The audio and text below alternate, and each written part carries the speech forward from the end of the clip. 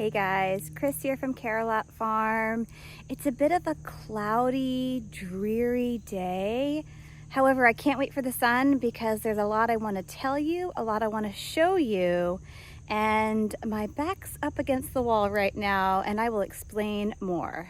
So, it is now approaching the end of August and I have some really exciting things. One, our green beans here, the first batch, are doing fantastic.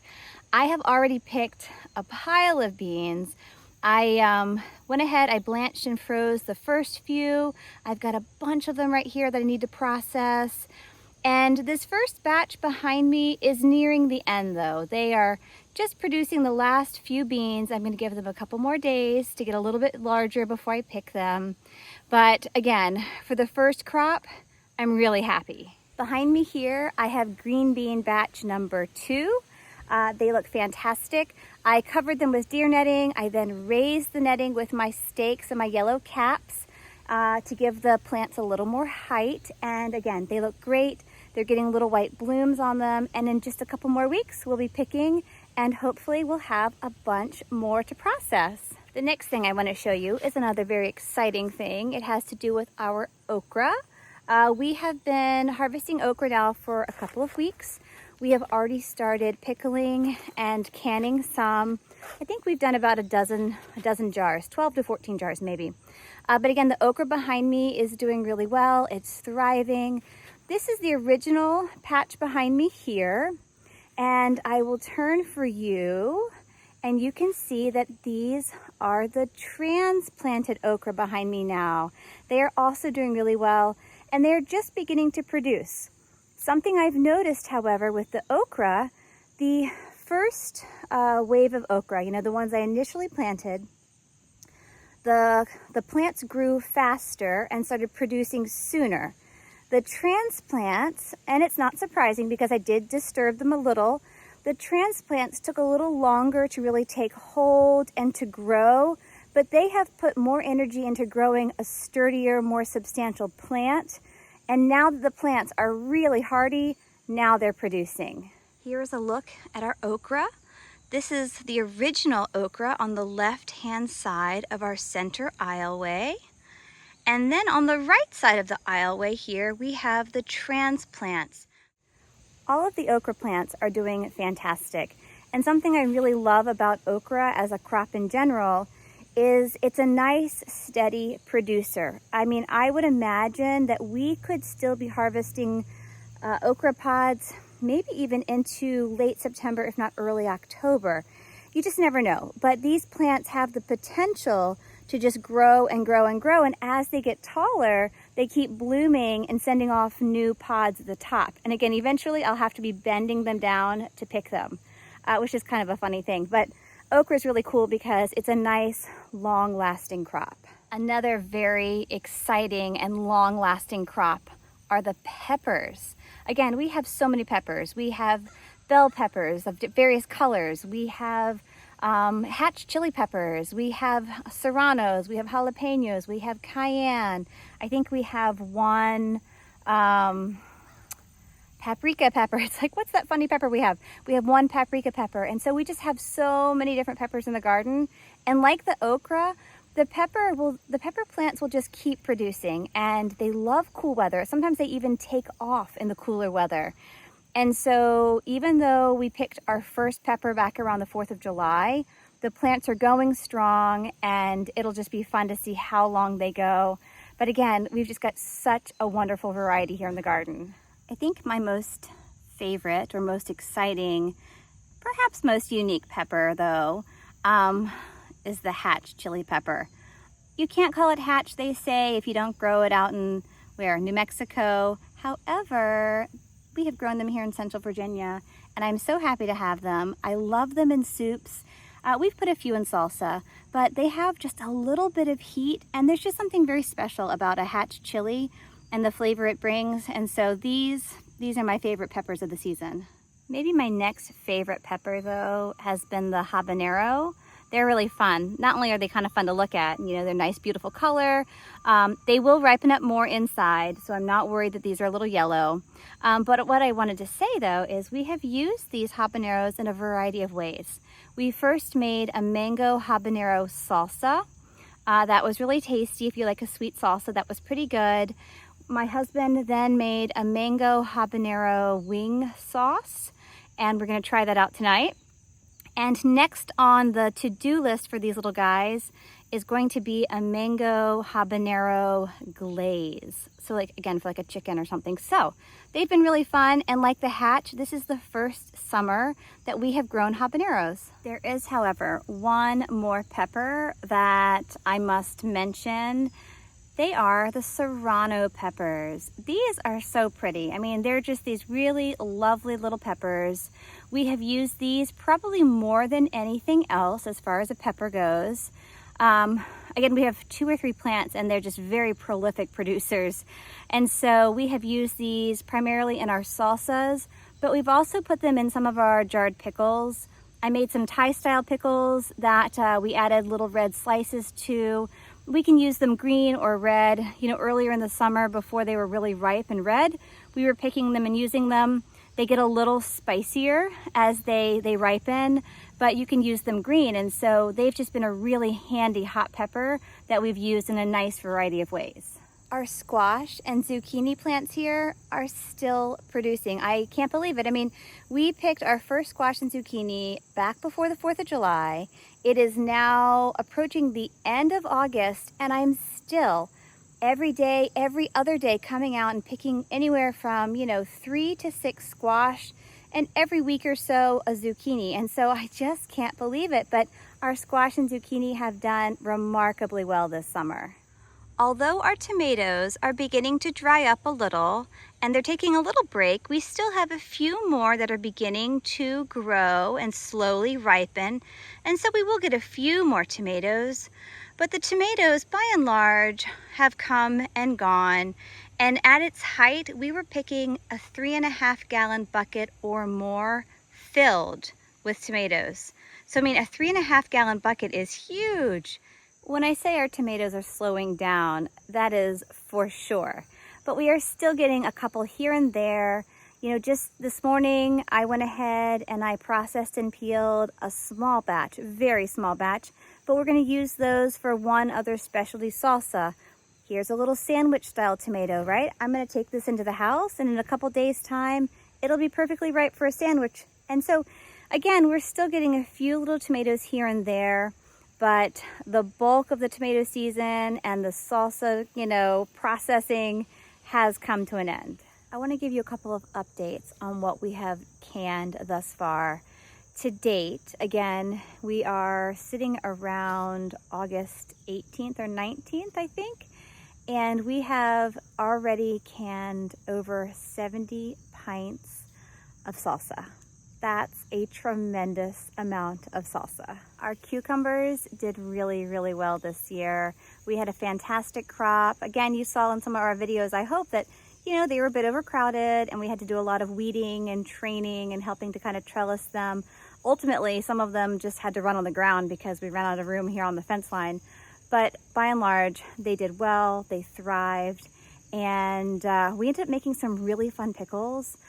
We had, let's see, we had a Thai style pickle, we had our traditional dill, we did a spicy dill, we did curry pickles, we did spicy curry pickles, and new this year, we did a sweet chili pickle. That was kind of fun. We did a bread and butter.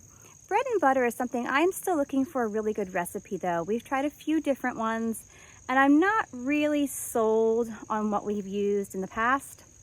But again, if you have some fun recipes, send them our way because we're always looking for fun things to do with our pickles. Our cucumbers here, we have already put away 30 plus pints of pickles, and I will probably be able to do just a few more refrigerator style pickles with the last couple. But again, that's a lot of canning.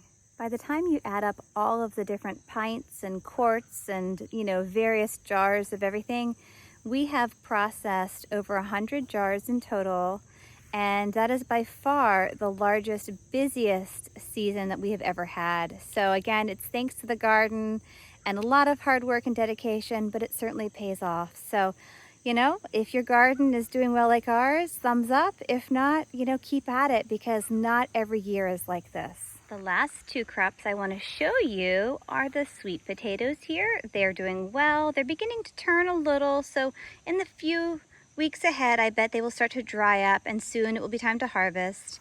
And then our pumpkins over here. The pumpkins, like the cucumbers, are looking a bit sad. They are beginning to turn and dry up. But we have harvested a few. I even submitted a little teeny orange mini pumpkin that won first place at our county fair, so that was fun. But the cucumbers and the pumpkins are really about done for the season. You can just tell by the look of them. I told you our pumpkins were beginning to dry up, and they are. But I have a few cages here that are around a couple of our last little pumpkins that are trying very hard to finish growing for us. We have harvested a few kind of larger ornamental pumpkins, one or two small jack-o'-lantern pumpkins, and several of the really small. Some are white and some are orange, the little teeny guys. But we had a really, really nice pumpkin that was growing, and I was watching it and waiting for it to turn. And I came out about 2 days ago, and we had a groundhog. So yes, we have been battling a groundhog for the last week or more. I came out one afternoon, I think it was the middle of last week. I was actually preparing to leave the house to go to a lesson. And so I stepped outside just to lay eyes on the horses. And what did I see moving around in the garden? Well, it was something brown, something rather large and brown. It was not a cat. So I came out to the garden, and it was a groundhog. And when I started fussing at him and making noise, he was so big and so fat that as he darted around the garden and like into the fence, he was so fat he couldn't go under the fence. And so he darted around the garden. I didn't have my phone on me. I had time to go back into the house, get my phone, come back to the garden. I was still fussing at this groundhog who was still running around my garden, still trying to get out because he was too fat. And finally, he exited the garden back here, kind of where the horses are, and he ran across the field into a bit of a wooded area. Well, as I began to look around the garden the next day, I could see that he had nibbled on our squash and our zucchini plants. He had nibbled a little bit on my winter squash, which I want to show you. I haven't done that yet. And then again, just the other day, he had come into the garden once again, and he was feasting on my pumpkin. So, you know, it's always something, but we are really battling this groundhog now. I get it. Groundhogs have to eat, right? But I have this lovely compost pile that I'm throwing fresh scraps into every single day. Can't he just eat there? No. He wants to come into the garden, pick it fresh himself, and then he just takes a bite or two, leaves it there, and goes and gets something else, which is really frustrating. It's like, if you're gonna come in and eat something, just eat it and clean up, right? Don't just take a bite and then discard it. That just makes me really frustrated. But the crop I want to show you behind me, this is our winter squash, our butternut squash. And this is kind of the baby in the garden right now. I don't have any other kind of fencing around it, and I think my husband and I need to fashion something. So right now I'm putting deer spray, it's the liquid fence, on pretty much everything, especially dousing my winter squash here, because I really don't want the groundhog to come in and just decimate this crop. This is a very slow growing crop. And so between the groundhog and the squash bugs, I don't know if it's gonna make it, but we're gonna do everything we can to try to protect this crop because it's doing really well. So here is one of the entry points for our dear friend, the groundhog. I know that because I can see that the ground has been disturbed. He's done a little bit of digging to kind of get down under our wire fence here. So this was the first spot I saw a couple of days ago, but now, just today, I've seen a few more, so let me show you those. You probably know that we have several cats, and the cats love the garden. However, the cats, you know, they come and go as they please. And the cats do tend to go underneath our wire fencing in some of the low spots. Well, guess who also goes under the wire fencing in low spots? The groundhog, right? So the couple days ago, I told you that first spot was the only spot I had seen with new digging activity. But just today, over here by our buckets, the ground has kind of been dug up, and you can see here's kind of like a fresh spot where he was digging. And over behind me here, there's another fresh spot. And so I can just tell that there is still a lot of groundhog activity. When I first came actually out to the garden today to film, I saw him kind of scamper away. So again, ay, ay, ay. I am noticing that the groundhog seems to prefer to enter and exit where it is a little more overgrown. Now, that could just be coincidence. It could also be that it is kind of more strategic for him, right? Because he's not out in broad daylight. What I also know about this groundhog, though, is that he seems to be living off in the woods just behind me here, just beyond those logs that are on the ground.